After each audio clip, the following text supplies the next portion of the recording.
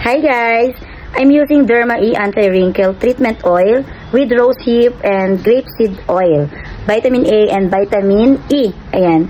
Pang 7 days ko na yata itong gamit. And then ito na yung aking face lock. Ayan. Mukhang okay naman siya. So anti-wrinkle to. Ayan. Para hindi tayo tumanda kaagad. So update ko kayo kapag naka 1 month na ako using Derma E. Ayan. So binili ko ito dun sa Healthy Options. Around nasa ano siya, less than 1,000 pesos. So ayan, Derma E Anti-Wrinkle Treatment Oil. Hindi siya ano na-absorb talaga siya ng skin talaga agad. Ayan, mabilis siya ma-absorb ng skin natin. And then pagising ko sa umaga, wala na siyang ano, talagang nandun na siya sa ating skin. Ang bilis niyang ma-absorb. So for me, maganda itong Derma E.